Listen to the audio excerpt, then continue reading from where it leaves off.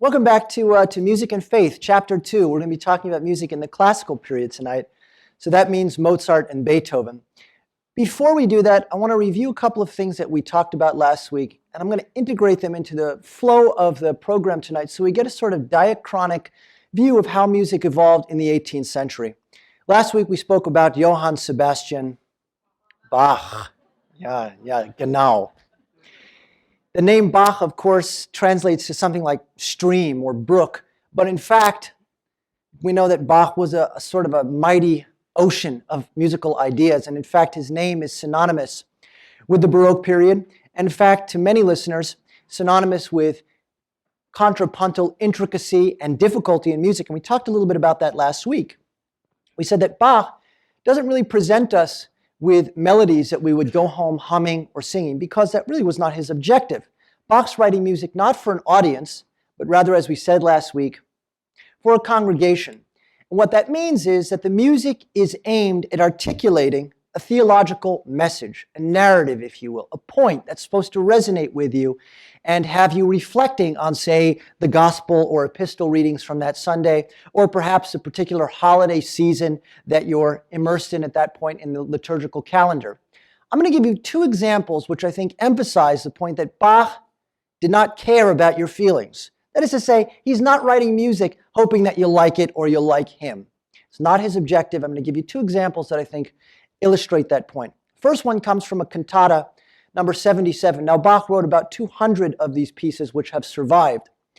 In cantata 77, we get an alto aria. So, an alto singer accompanied by a small ensemble that features a curious instrument known to historians as the tromba de torarsi, essentially like a Baroque slide trumpet. So imagine a miniature trombone, or as one of my colleagues at work would say, a miniature trombone. And imagine that it has a little slide and it looks something like a trumpet, but it really plays more like a trombone. Now, the thing about this tromba de torarsi, or this slide trumpet, as I'll call it, is that it does not play nicely in all keys. It is not a chromatic instrument. It can't play in D minor or A minor or F major. It plays only in certain keys, D major, for example, which has two sharps. And these instruments were very finicky 300 years ago. They really were limited by the hardware, you might say. So Bach writes for this instrument, and he writes this aria in a key where, curiously enough, the instrument can't really play.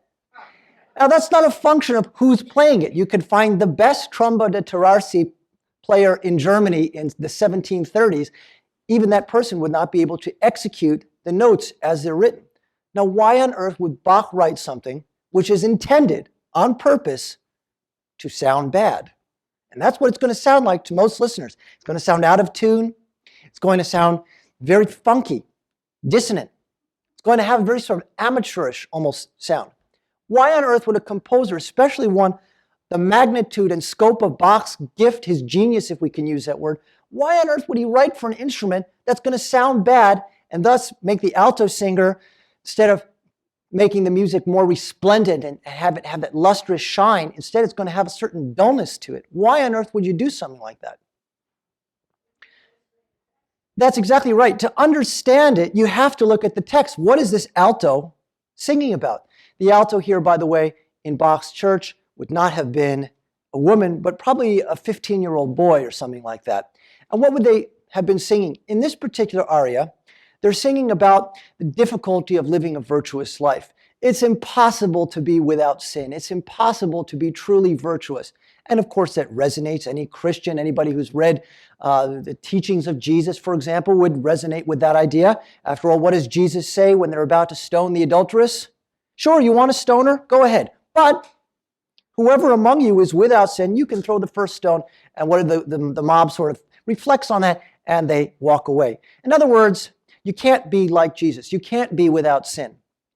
And so to illustrate this point of human frailty, that mankind is fallen and corrupted and debased and ultimately a soiled creature, to illustrate this point, Bach writes music for this poor tromba de torarsi player to slide in and out of tune as they're playing notes which don't sound especially good. That's kind of antithetical. That is to say, it's the opposite of what we think music should accomplish and achieve, right? Music should present us with pleasing tones and should make us sort of divert us from our worldly woes and present us with something beautiful to reflect upon. In fact, in the 1770s, that's really what musicologists and historians and critics would say is the purpose of music. I think Bach would have puked if he heard that.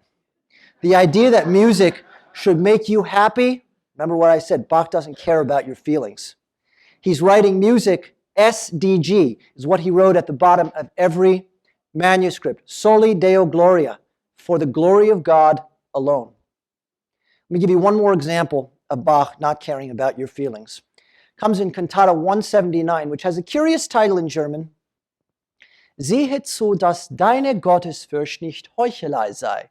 What on earth does that mean? Well, you have to look at the word Heuchelei, which in German means hypocrisy. So you might translate the title as something like, see to it now that your fear of God, Gottesfurcht, is not Heuchelei, is not hypocrisy. In other words, don't pretend to be a God-fearing Christian if you're out committing adultery and gambling and drinking to excess and coveting your neighbor's wife and all these other sins which are, of course, described. So how does Bach frame this text? Well, if we look towards the end, we get this lovely soprano aria. Now remember, a soprano here, this is not Renee Fleming. It's not Kiri Takanawa here, okay? The soprano here is a 10 or 11-year-old boy. And what does this poor boy have to sing? The poor boy is singing on the words, help me, Jesus, hilf mir, Jesu, Gottes Lamm. Help me, Jesus, Lamb of God. Meine Sünden kränken mich. My sins make me sick. Und sind wie Eiter in Gebeine. They're like pus in my bones. Ich versink in tiefsten Schlamm. I am sinking into deep slime. So the 10-year-old boy is singing these words, and he has to go up to a high A flat, so it's a pretty high note, and he descends on the words, I'm sinking into deep slime. He descends through this chromatic tangle that goes from C minor to A minor, two totally distant, unrelated keys, and lands on a low A, almost 2 octaves from where he started, before he started sinking into the deep slime. Again, not easy to sing for a professional soprano. We can only imagine that a 10-year-old boy would have really shanked this part. There's no other way to say it. It's hard to imagine a 10-year-old or an 11-year-old having the breath support and the musical wherewithal to negotiate a passage that descends through this chromatic tangle. How do you do it? Well, probably you don't. Because if the music is about how your sins are like an infection in your bones and they make you so sick that you can hardly stand to look at yourself, then the music should not be pretty.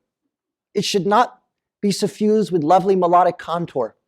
It should not have stable harmony underneath it. It's going to have wacky chromatic harmony that's going to take you from one distant key to another, from A minor and C minor, again, 2 keys that when played together sound more like Darth Vader's theme than it does sound like Bach. So again, Bach does not care about your feelings. The point is not to make you happy. And that's going to contrast very starkly with the composer we're going to start with today. And of course, that's W.A. Mozart. Mozart's born in 1756, so that's 6 years after Bach dies. Bach kind of did history a favor in a way by dying so conveniently in 1750, because now we can unambiguously say, we historians, that the Baroque period is over. Unfortunately for George Frederick Handel, he lived till 1759, but nobody would say he's a classical composer, even though he lived into the classical period. Nonetheless, Mozart grows up in the classical period, and he is very much a product of that period. This is the era that we call the Enlightenment. This is the era where science and experimentation, empirical evidence, reasoned, rational argument replaces superstitious dogma. At least that's how the thinkers of that period saw themselves, emerging from this quagmire of superstition, of church dogma, and they were now in a new era where logic reigns supreme. You want to make a point? Use some evidence. Use logic. Corner your opponent and prove to your opponent using empirical data that, in fact, the sun is the center of the solar system. A physicist can do that, right? So how does that affect liturgical music? What does that mean for us if we're studying music and faith? I think to some degree we have to accept the fact in the 1750s, 60s, 70s, 80s, and beyond that music and faith are still interlocked in a very important way. But it's not the same faith that Bach had. I think Bach went to sleep and woke up in the morning and he meditated on his sins and he thought about how he could live a virtuous life, how he could do good deeds, and how he could maximize his chance of getting into heaven. Because if you don't go to heaven, you burn in a lake of fire for all eternity, or something like that. The point is that Bach really thought about this sort of thing, and the pietist Lutherans who lived in Germany were, you might say, hardcore when it came to their faith. They really believed. I think that much is true about Bach, and I think Bach's faith was unshakable, unwavering, and a deep part of who he was as a human being, part of his soul, you might say. Now, without getting into the Wagnerian metaphysics of what the soul means, let's talk about Mozart. Mozart is often depicted as more light-hearted, carefree figure, more ebullient, more joyous in some way, and that's reflected in his music. Mozart tended to write music in sunny, bright major keys, whereas Bach, as we saw last week, does not always choose major keys. In fact, just over half of his pieces are in minor keys. And the difference, as we've seen, is very, very pronounced, very tangible. Even to an untrained ear, I think people can immediately sense the difference between major and minor. If you take, a typical Mozartian melody,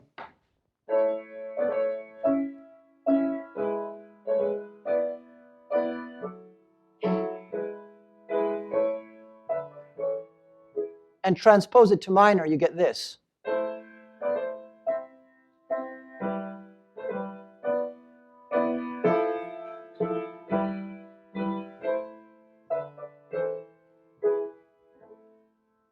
So different. And we're not really changing all that much. In fact, as some of my music theory students could tell you, hey Josh, you're here, you could tell us the difference. It's really a difference of one semitone, one half step. That's all I'm changing. This becomes this. And all of a sudden, the sound world changes completely. It's like a dark cloud has descended on the music in some way. At least that's how people will describe it. Mozart preferred major keys, and if we ask ourselves why are just about 90% of his works in major keys, I think the answer is at the root of this Enlightenment thought, that music should be noble and balanced and should be characterized by great clarity, very accessible melodies, tunes that you could walk away humming and singing and whistling. And of course, this is why Mozart's operatic arias, I think, are so celebrated, why he was so successful in the realm of opera, because he had a real gift for melody. So how does that figure into his liturgical music? And what was Mozart's sense of faith like? If Bach was this very deeply pious Lutheran, what about Mozart? Well, let's start with some very basic differences. Mozart was Catholic, right? Bach is in central Germany in an area called Saxony, born in a town called Eisenach, and lived most of his life, most of his career in the town of Leipzig, which, by the way, when he lived there, had a population of about 3,000 people, now about 800,000. Mozart was born in the town of Salzburg, we say in English, or Salzburg in German. And this is not just an important town for Catholicism. In fact, Mozart's boss, when he was living and working in Salzburg, was none other than the Prince Archbishop Hieronymus Coleraine. That's quite the title, isn't it? The Prince Archbishop. Not just the Archbishop, the Prince Archbishop. And in fact, this is one of the higher-ranking figures in the Catholic Church in that part of Europe. So Mozart is working directly underneath one of the most powerful, and it should be said, one of the most oppressive, and if I can add another very sophisticated adjective, when it comes to music at least, a very dumb guy. Very dumb. This is a guy who really, as we might say, didn't get it. He didn't understand what he had there in the form of Mozart working and writing music in Salzburg. If he were a smarter person, he might have made Mozart the shining star in the firmament of Salzburg music. They have a big cathedral. Those of you who have been to Salzburg may have been there. You know that music in a cathedral is elevated to that next level. You get that rich, resonant acoustic sound of the reverberation in a cavernous, what we call wet acoustic space. And if this Prince Archbishop Colloredo had been a smarter guy. He would have offered Mozart a job, promoted him to Kapellmeister, and made him the focal point of music in Salzburg. And if he had done so, I think that we would have a lot more liturgical music from Mozart. As it happens, we do have a substantial body of works. Mozart set what's called the Mass Ordinary 19 times. One of those pieces, one of those settings, I should say, is one of the pieces we're going to look at today is the Mass in C minor. Of course, Mozart's other most famous liturgical work is undoubtedly his Requiem, which he wrote in 1791 and did not finish at the time of his death. That's a piece that's swirled with mystery. People want to know, well, how did Mozart die? Was the Requiem somehow part of the story? And yes, the Requiem is part of the story of Mozart's death. Mozart was contracted very, very surreptitiously, very covertly by a guy who was unknown to history until modern musicology drew his name out of the dusty books of history. His name was Count Franz von Walsegg. And this guy was a minor aristocrat who played some cello badly and considered himself a composer. He was not a good composer. That, I think, is not just my opinion, but probably pretty close to empirical fact. But what Walsegg would do to compensate for the fact that he wasn't a good musician, well, remember, he's an aristocrat. So what do? You hire other better composers to write music, and then you somehow contrive to steal the score and then put your name on it. There's no intellectual property rights in the late 18th century. So Walsegg is, in fact, the one who commissioned this work from Mozart anonymously and intended to steal it somehow. Of course, Mozart ruined his plans by dying. Yeah. And of course, the Mozart Requiem was never finished, although there are several reconstituted versions which are performed regularly. In fact, in Fairfield County, I know that it's been done at least 3 or 4 times since I moved here in different parts of town. So it's a piece that I think enchants choral singers and audiences alike. And probably it's his best known liturgical choral work. This would be a close second. I've chosen to talk about this one because of some of the more interesting parts of the solo writing especially. And also I think because it factors into Mozart's biographical journey in a very interesting way. Well, we said that Mozart was working in Salzburg, but newsflash, he hated it there. This was his hometown. I think a lot of people grow up and want to fly the nest, at least at some point, right? We want to get away from wherever we grow up. That wasn't just it for Mozart. I think the bigger deal was that this guy, Hieronymus Colloredo, remember the Prince Archbishop, whom we said was, when it comes to music at least, dumb, right? This guy had made Mozart's life very unpleasant. He was paying him a pathetic salary. Here's one of the greatest musicians in continental Europe, and he's making a salary of about 400 florins a year as an organist. He's given limited opportunities to compose, and he's just basically underappreciated, one might even say unappreciated by his employer. So he contrives to get himself fired. And he does, successfully. He gets himself dismissed, as he wrote to his father in a letter, literally with a kick to his posterior. The Prince Archbishop's steward literally kicked him out the door and fired him.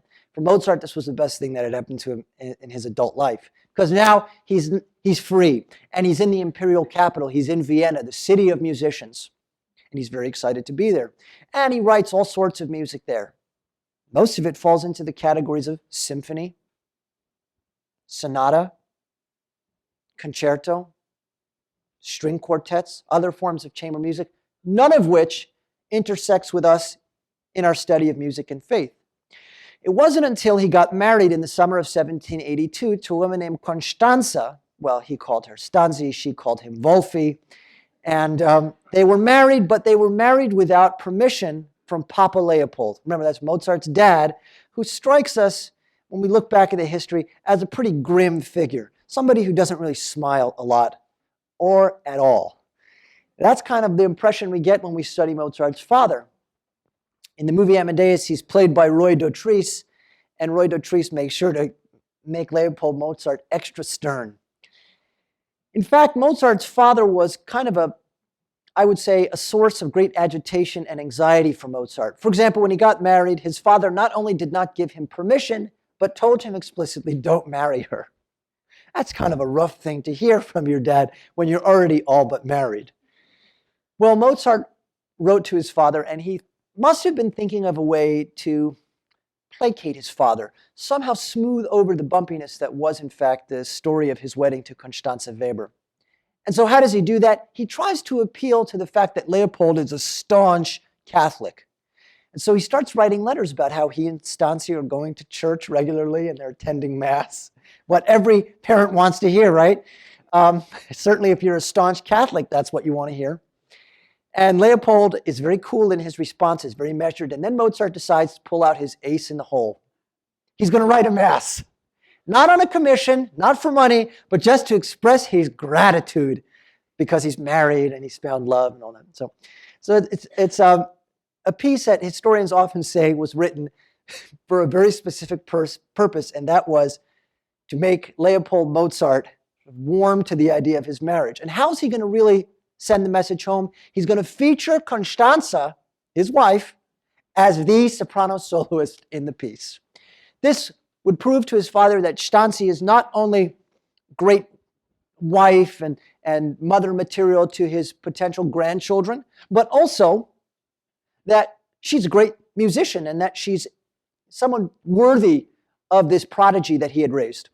I think that's probably part of what led Mozart to write so elegantly for the soprano soloist here. We get two solos, both of which are really superb, I think, by any standard. Last thing I want to say before we get into the music. How religious was Mozart? The answer seems to be not very. Let me give you a couple of examples that suggest that. First of all, he never finished this Mass. He wrote a certain amount of it, left certain parts unfinished or unorchestrated, took it to Salzburg in 1783, about a year after his wedding, presented it as a concert piece, not as an actual part of the service, but as a concert piece. And after that, he never worked on it again, which again reinforces the idea that this was written for Leopold Mozart. This is like saying, look at me, Dad. I'm observant. I'm going to Mass. I'm even writing a Mass. Here's some music that I've written to showcase my deep piety and gratitude to the Almighty. He never looked at it again after he left Salzburg in October of 1783. Moreover, it seems that Mozart's sense of humor, I don't want to say it's incompatible with being religious, but let's look at something very briefly. Can you imagine Bach writing a canon based on these words? Let's go ahead and get the lights if we can, and we'll listen to a bit of this. Can you picture Bach writing something like that? Probably not. One wonders what Bach would have thought if he had heard something like that. And when I was teaching at Baruch College, I remember playing this without any graphic presentation, and I said, what do you think this piece is about? And someone raised a hand and said, oh, sounds like it could be church music. Well, then you look at the words. This is one of those texts that you don't really have to speak German to be able to translate it. I think most people can wrap their head around what Leck mich im Arsch means. This is Mozart having fun with his buddies at the bar, you might say. This is more of a drinking song than anything else. But it showcases a side of Mozart's personality, which I think in certain ways is incompatible with that sort of austere, deep, profound adherence to doctrine that we see in Bach. Those are just some things, but again, it should be mentioned that Mozart did set the Mass 9 times. So let's briefly talk about what the Mass is, because it is such an important part of music history. When we talk about setting the Mass to music, a setting of this liturgical rite of the Eucharist, right? The Eucharist, it's one of the most important sacraments. It's such a cornerstone of the daily activity of a pious practicing Christian, certainly a Catholic like Mozart. This is where the wafer is transformed. Hoc est corpus mei. This is my body. It becomes the body of Christ. Transubstantiation. It is transformed in a way. For a composer, going back to the Middle Ages, it was a very important vehicle. That is to say, this text that's associated with this liturgical rite was a very important vehicle. And it comes in more or less 5 sections. We start, now we're done with German, by the way. No more German, unfortunately. I'm sorry. Kein mehr Deutsch heute. But come back next week and there will be more German, yeah? So we're going to look at Brahms next week. And of course, Brahms' Requiem is known as the Deutsches Requiem. So more German next week. But we're going to be mostly in Latin for the rest of this evening. Latin with a little bit of Greek, because we start with the text Kyrie eleison, Lord have mercy, Christe eleison, Christ have mercy. We're going to listen to a bit of that here. Mozart starts the piece off, and it's clear he's been listening to a lot of Bach.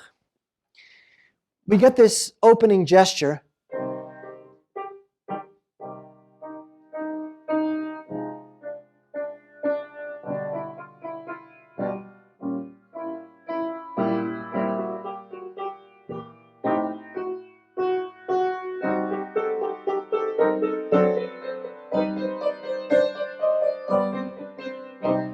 At which point the voices enter, starting with the soprano, rising in an arpeggio like this.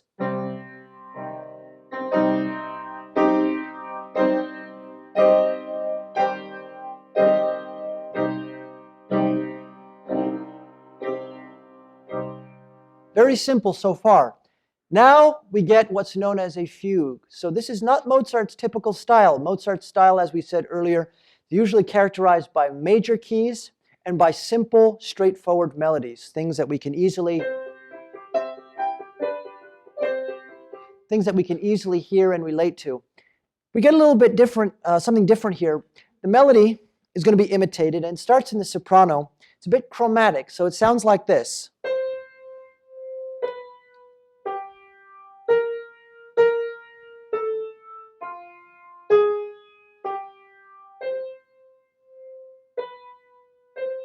Alto.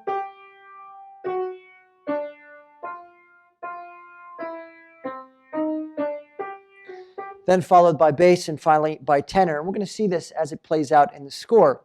The harmony here follows a very logical pattern of dissonances and consonances, or what we call suspension. So you'll hear this first note.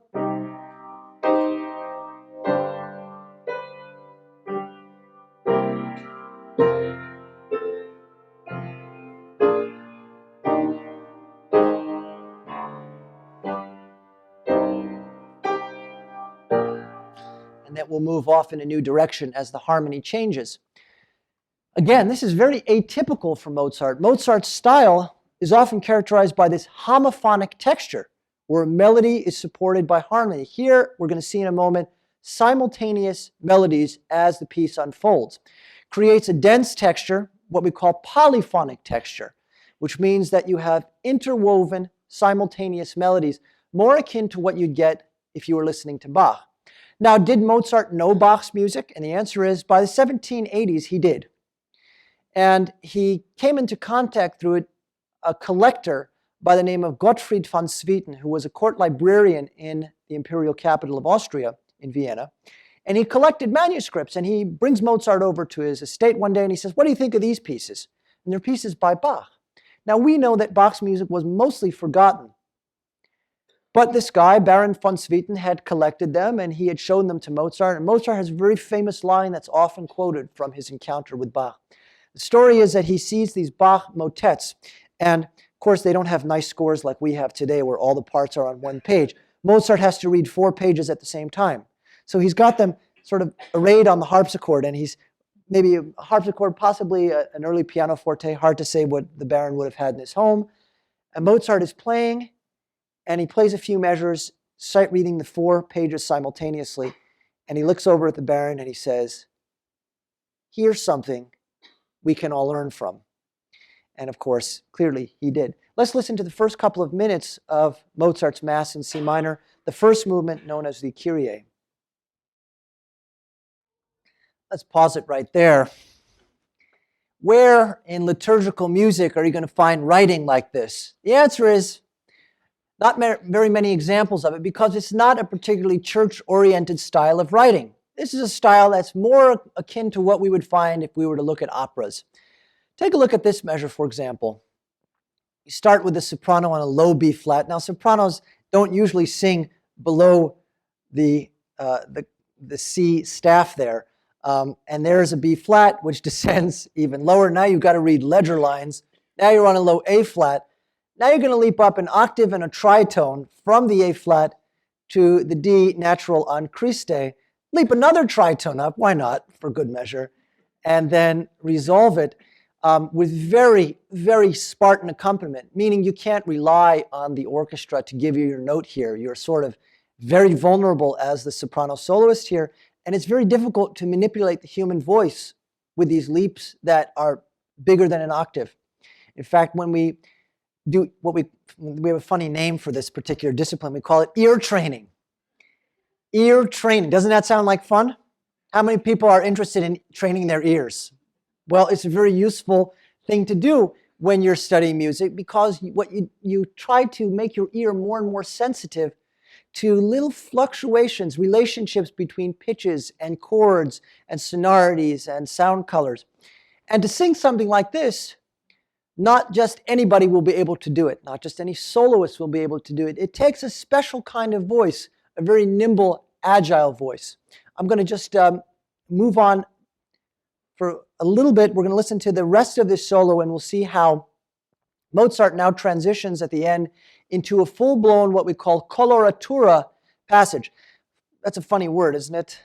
Coloratura is a way of saying that you've got a lot of notes on just a syllable or a vowel here. Remember, if you've got 6 minutes on the words Kyrie eleison, Christe eleison, you're going to have a whole lot of notes on a very, very limited amount of text. And again, it's Greek here, and it means, Lord have mercy, Christ have mercy. So now, as she's singing the Christe section, we're going to pick up right here on this D flat. So we see really the two sides of Mozart here. First in C minor, imitating and echoing the style of J.S. Bach and the Baroque contrapuntal. There's a funny word for you. That's the adjective form of counterpoint. The Baroque contrapuntal style. And then his wife comes in, and he gives her this lyrical melody, this beautiful, we use the word cantabile melody. Cantabile actually means song-like tune that ends with this flourish of 16th notes, leading up with another big leap to the third scale degree, to the G natural, which then descends for a beautiful cadence in E flat major. So the minor mode stuff, imitating Bach, and then the major key stuff, more florid artistic style that we associate with the Enlightenment era operas of that period. Two sides of Mozart. If you look at the Requiem, by the way, it's a very similar story. You start with the Introit and Requiem, where Mozart rips off Handel, note for note.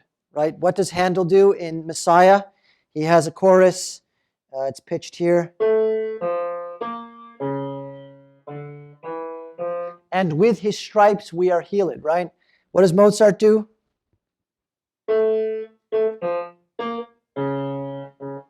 Kyrie eleison. So it's the same notes, very similar pattern. Mozart clearly had the Baroque masters in his ear when he was writing liturgical music. And if we were to take one thing away from that and say, well, how might we summarize Mozart's approach to writing church music? We might say that it's really a tale of two Mozarts here. There's Mozart, the student of history, who was absorbing the language of J.S. Bach and Handel, whom he regarded to be the great composers of that era. Of course, history knows them as such. And then on the other side of the coin, you've got Mozart, the late 18th century Enlightenment era prodigy, who has such a gift for melody and such an inclination for writing tuneful songs, essentially. And we see that in the same movement here. If you want to treat yourself to something, take a look at, towards the end of this piece, there's a setting of the Et Incarnatus Es, which describes, how Jesus was made, Et Homo Factus Es was made man, right? It's a solo for soprano with beautiful flute obligato writing, and it's very difficult to sing again because he's showcasing his wife's coloratura capabilities. And it doesn't really seem to fit with the opening Kyrie. It doesn't, how do you square the Baroque counterpoint with the operatic style? So again, a tale of two Mozarts is what we might take away from that. And that brings us to our last piece for the program, really our other big piece, and that is the Cradle from Beethoven's Missa Solemnis. Beethoven, if Mozart was sort of let's say, a Catholic who said the Mass 19 times and to some degree must have grown up very observant, spent some time. He met the Pope when he was 14 years old, played for the Pope, was connected, I think, to the Catholic Church. No matter how his personality evolved as an adult, and he may have been sophomoric, and to some degree he may have been scatological and obsessed with bathroom humor, I think Mozart on some level did believe. And we see that, Mozart and Beethoven and Bach and all the people who set the Mass, which is just about every composer in the textbook, would in fact set the words credo, which we see on the screen here, credo in unum Deum. I believe in one God, Patrem omnipotentem, Almighty Father, all-powerful. Factorum celi et terre, the creator of heaven and earth. Et visibilium omnium et invisibilium.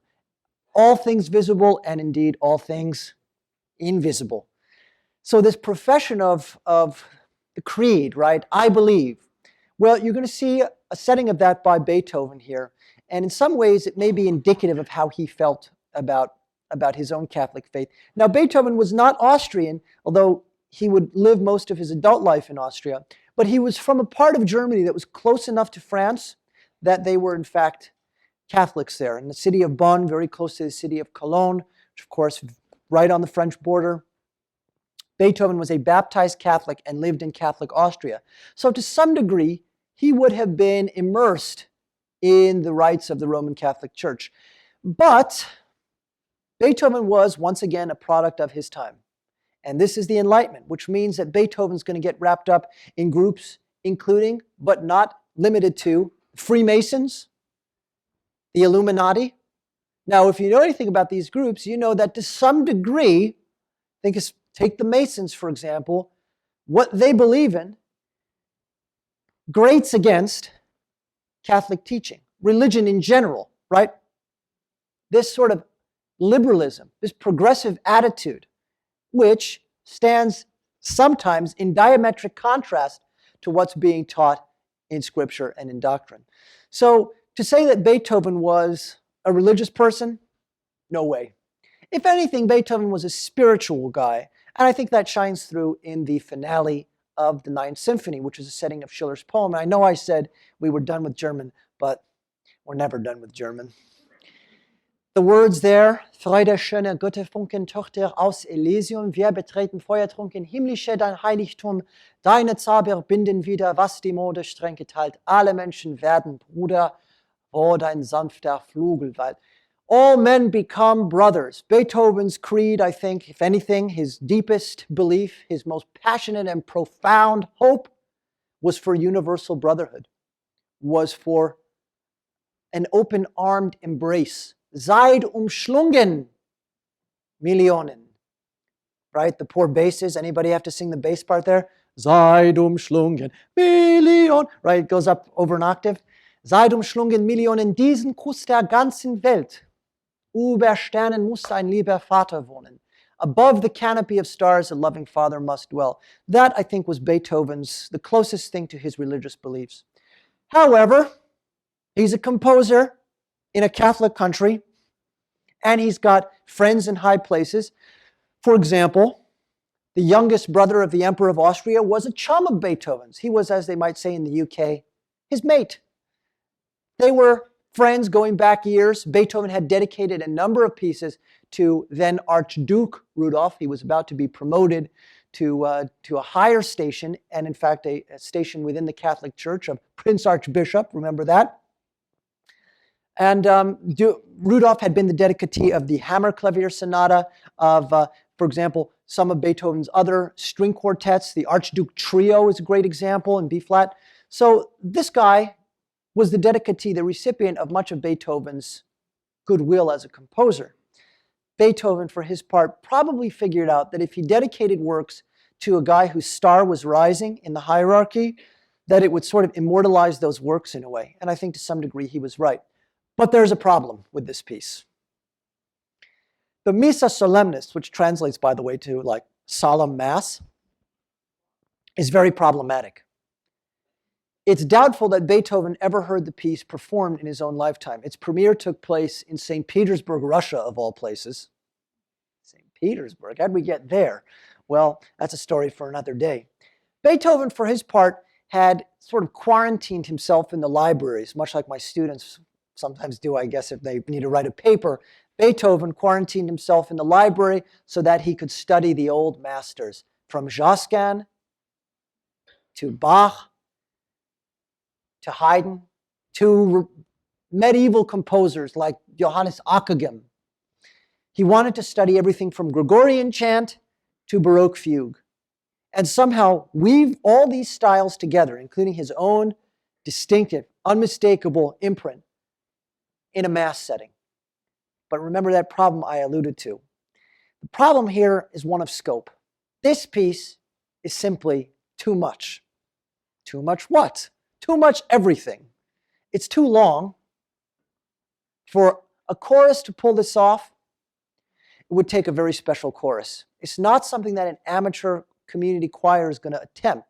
It's about 80 minutes long with soloists and long stretches of singing, which require, in many ways, the peak, the apogee of stamina as a singer. You think a cappella practice is bad. Just try singing this. This is not easy to sing.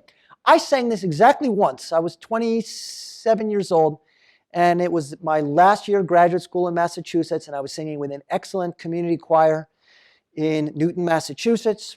It was ambitiously programmed. Now, my students will tell you that I like to sing. I like to sight sing. I like to look at scores and just, how does this go? Let's solfege it. Let's sing it. Let's see what happens. I did not enjoy singing this. I just didn't. It wasn't because I didn't appreciate what was on the page. It was because I felt like I was being stretched like dough. And you know what happens when you stretch dough too much? You start to see a hole there, a hole there. And I felt like my flaws as a vocalist were being exposed to myself and to anyone around me who could hear, because notes that I usually have no trouble hitting, when you get to the end and you got, 6 measures on a high A and a fortissimo, and you've been singing for 75 minutes and you think, how am I going to get this note? And you know falsetto is not an option, right? It's not an option. So what do? Well, you compromise, you sacrifice quality, and I think that's something that is part of this piece, even when professional choirs do. And I remember talking to my old voice teacher, who's a soloist with Emmanuel Music up in Boston, and I said, what do you do when you sing this piece? And she gave me a sort of very wry smile, and she said, you just have to hope that you're having a good day as a vocalist. And singers will know what that means, right? Some days you're on and some days you're off. And singing the Missa Solemnis, it's onerous at times, burdensome, one might even say. But, of course, the music is brilliant. We're going to look at the Cradle. I've got a couple of spots in the Cradle picked out. Cradle, of course, we said is the profession of, it's the creed, right? This is the faith encapsulated in one elegant sentence. I believe in one God, an all-powerful Father, creator of heaven and earth, and all things visible and invisible. Beethoven starts it out in a very stentorian way, just to say it's very loud, it's very brassy, it's very in your face. And once again, it's a fugue. So we'll listen to it. What I want you to keep your eye on, for those of you who are reading the music, have a look at the soprano part especially. I know we have at least a few sopranos here. Have a look at the soprano part and think about what it would be like to try to sing this. The piece is nominally written in 2 flat key signature, which suggests B flat. But if you look at the very first chord, it's not a B flat chord. It's a G. It's got a G in it and an E flat. So are we starting on the 4 chord? What's going on here? This piece is a very confusing piece for a musician in many ways. And this is just one example. So here's the Cradle, which, as I said, starts with this sort of old-fashioned fugue-like texture. If we could get those track lights somehow, that might be even better. It's a little taste of, this is the opening of this movement. The movement itself, as you can see from the timestamp here, is over 17 minutes long. I would say in most performances, this is a faster tempo. So some performances may be closer to 20 minutes long. This is one movement. We know there are 5 broad movements in the Mass setting. Kyrie, which we listen to with Mozart, which starts very, very small amount, which is probably, I would suggest, the most joyous of the texts and probably the most familiar in some way. Gloria in excelsis Deo et in terra pax hominibus bone voluntatis, which we know, if you know from Handel's Messiah, glory to God in the highest, peace on earth, and goodwill towards mankind. Okay, well, I'm not going to go there, but that's a very famous part of the Mass. That's the second movement, and most composers will frame it with trumpets and timpanis, and it will sound very joyous, very fast. The Credo is the middle of the 5 movements of the Mass, which is followed then by the Sanctus, and finally by the Agnus Dei. Agnus Dei, qui tollis peccata mundi, dona nobis pacem. Lamb of God, who takes away the sins of the world, grant unto us peace. So each of these texts is going to give you a sense of what the music should sound like, right? If it's saying glory to God in the highest, yay, major key, trumpets, drums, make it really fast and exciting. If we have the Sanctus, holy, holy, holy, maybe a little bit more restrained, but still ebullient perhaps, still very joyous. The last movement, the Agnus Dei, might start in a minor key, Lamb of God who takes away the sins of the world, but then gets perhaps happier on the Dona Nobis Pacem, grant unto them peace, grant unto us peace. But the Credo is a little bit different. What most composers do, because the Credo has so much text in it, so much, what most composers do is they break it up. The Credo section for Bach in his famous B minor Mass is broken into a whole stretch, probably 7 or 8 movements. Beethoven slams all of that text into one 17.5-minute movement. And it culminates on the text that Vitam Venturi Seculi Amen, right? This is the end of the Credo section, and it talks about, remember we said the es homo factus est, right? And the Spirit descended and became man. What Beethoven does to end this movement is he gives the singers, lucky singers, remember they've been through the ringer, and this is just one movement. This is, a fifth of the piece, the entirety. And they get to the end of this and they've got to sing a fugue. But of course, it's not a straightforward fugue. It's written in unusual time signature. And you see, you're basically counting in a broad triple meter here. So you have 3 half notes per bar. And the theme jumps all over the place. It is very difficult to find the notes. I remember learning this and thinking, this just doesn't make sense. I felt like Antonio Salieri in the scene where he's transcribing Mozart's Requiem, and he says, I don't understand. Well, I mean, that's in some ways, I think part of Beethoven's style is that it is so filled with intricacy. It is so bold. It is so groundbreaking in many ways. Let's listen to a little bit of the fugue that ends this movement. The soloists come in to give the chorus a break, but this is one of those pieces where you ask the soprano, say, okay, who's singing soprano today? And they say, can I sing alto on this one? But the alto part is actually not much easier, to be honest. It's lower pitch, but that's about the only thing about it that's easy. So this piece just sits up there, right? A flats, A naturals, even B flats, even B naturals. Mozart doesn't write those notes, and Bach certainly doesn't. They're just not part of their choral language. For a soloist, sure, but not for the chorus, not for the choral singers. So this has kind of helped to forge this reputation that Beethoven has of being unfriendly to choral singers. And I think this piece is public enemy number 1. You want to really turn a chorus, and it's, you have to be careful with this, right? If you want people to get excited about choral music, don't program this, because it's just so demanding. And it's written by a guy who at this point, when this was first premiered, he was, would have been 53 years old. So just a couple of years away from death. He would have been deaf at this point for almost 20 years. Beethoven was, in many ways, a very different person than the person who had grown up in Bonn and come to Vienna and grown up under the tutelage of Haydn in his mid-20s. He's doing his own thing here. And that doesn't equate to what we might call polished, refined choral music. Brilliant, yes, but definitely chaotic. And I think we can hear that, especially when the fugue starts. The singers, and these are pros on these recordings, right? I think this is the Monteverdi choir with John Elliott Gardner. And they're struggling, and that's obvious. It's obvious, right? The poor tenors are trying to gulp for breath. The sopranos are hanging on for dear life in the tippity top of their vocal range. And the brass is just pounding away. Beethoven's approach to choral music is perhaps not what you were expecting when you came in here today, unless you're a choral singer who's sung Beethoven, and whether it's something like this or even the Ninth Symphony. The Ninth Symphony, the chorus sings for a grand total of 15 minutes or something like that. But that's 15 minutes.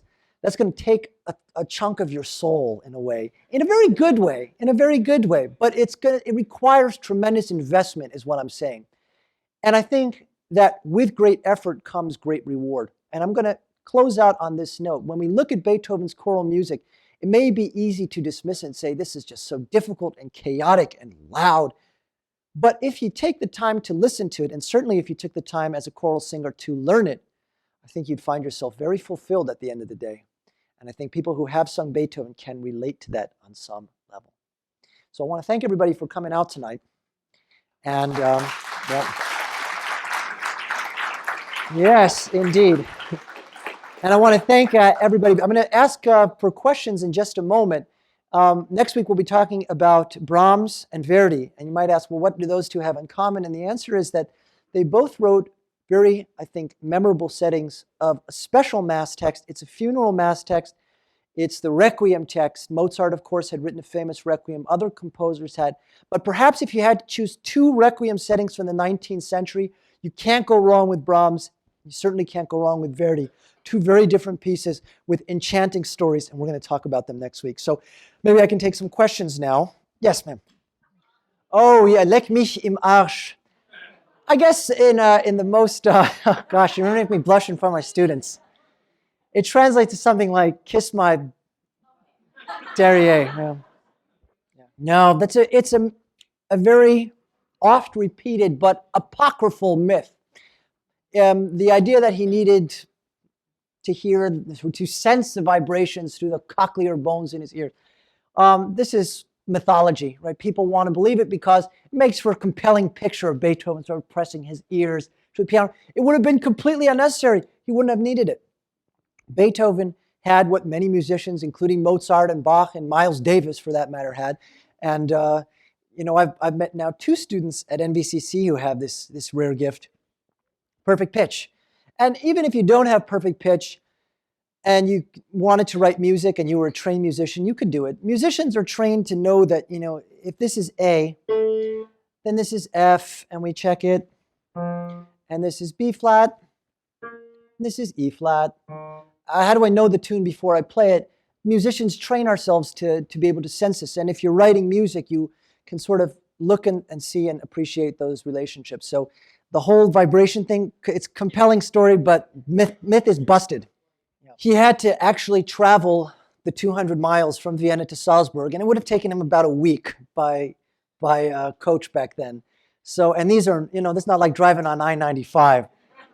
This is bumpy roads. If it's raining, it's raining. And if it's windy, it's windy.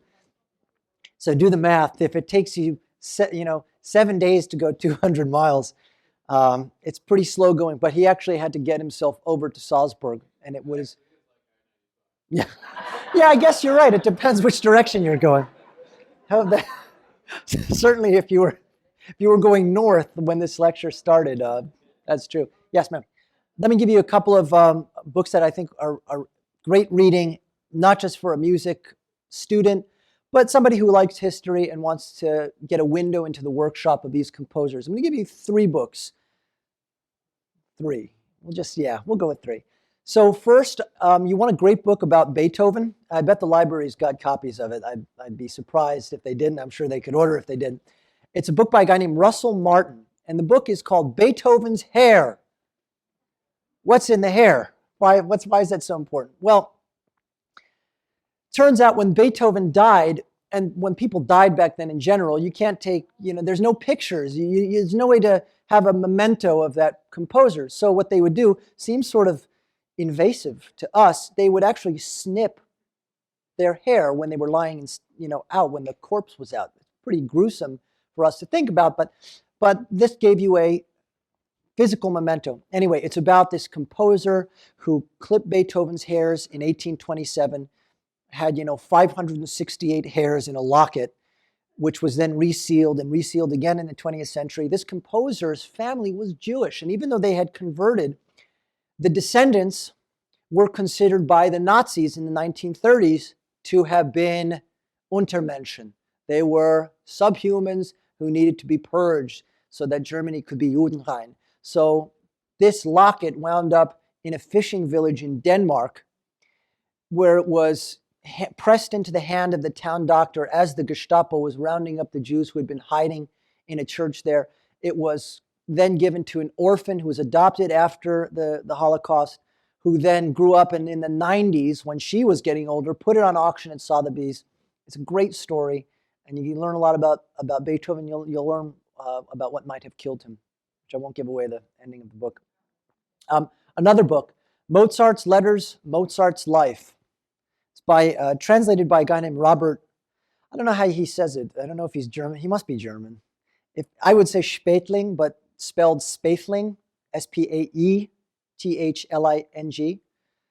That's a really great book. Robert Spätling. Mozart's Letters, Mozart's Life. It's Mozart's letters, and they're wonderful. They're candid, they're charming, they're hilarious, they're dirty. What more could you want? They're very musical. Above all else, it's music. That's what imagine Mozart talking about music. You get chills reading this stuff. One last book, and I'll wrap up with the trifecta that we spoke about today. This is a really great one, and the author's name is James R. Gaines, and again, I bet that the library has copies of it. It's called Evening in the Palace of Reason. James Gaines, Gaines, and it's about Bach and the Enlightenment and how Bach's worldview just came crashing in the 1740s when he was still alive, and he realized that basically he was in some way obsolete. His music was no longer wanted or desired. People wanted something else, and it's a great book about Bach meeting Frederick the Great in 1747. So those are 3 books, and hey, we're in a library, so I'll talk about books all day, but those are 3 of my favorite music books. And the Beethoven one is probably, the most compelling. It's just such a great story, I guess. It writes itself in a way, not to take anything away from the author. Yeah. Oh, yeah. The library records, there's the eye in the sky right there. The library records all of them and puts it on their website. So you can check out all of these lectures if you want to relive the magic of my corny dad jokes and Mozart's music and Beethoven. Then you can check it out. It'll be on YouTube, and you can watch them there. Yeah, sir. Yeah. Mozart's Requiem, by Haydn's death, Haydn actually outlived Mozart by 18 years almost.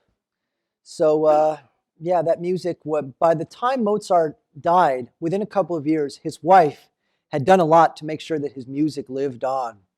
And part of that meant, programming it for important events. Now, by the time Haydn dies, it's 1809. By the time Beethoven dies, it's 1827. So Mozart's a legend by those points. He's ensconced in the canon. His music is not going anywhere. So it makes sense. The question is, Mozart spent his whole childhood with his father. He never went to school. He didn't have friends his own age. He traveled around with this old, I guess he wasn't that old, but Leopold always seems to come off as old because he's so strict and austere and draconian. And they traveled together, and Mozart must have worshipped his father in a way, because his father taught him everything.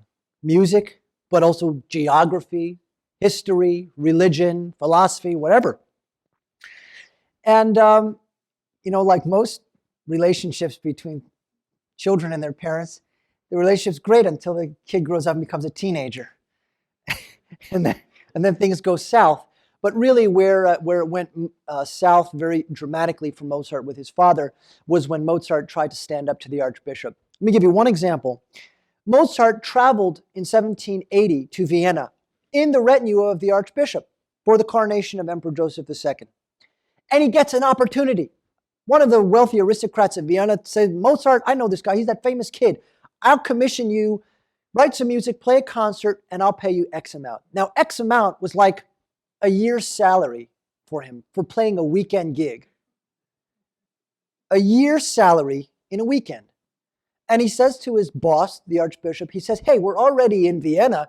Can I have this weekend off to do this concert series? And the archbishop says, absolutely not. You work for me. And Mozart is thunderstruck. He doesn't know what to say here. And you read his letters and he's really distraught.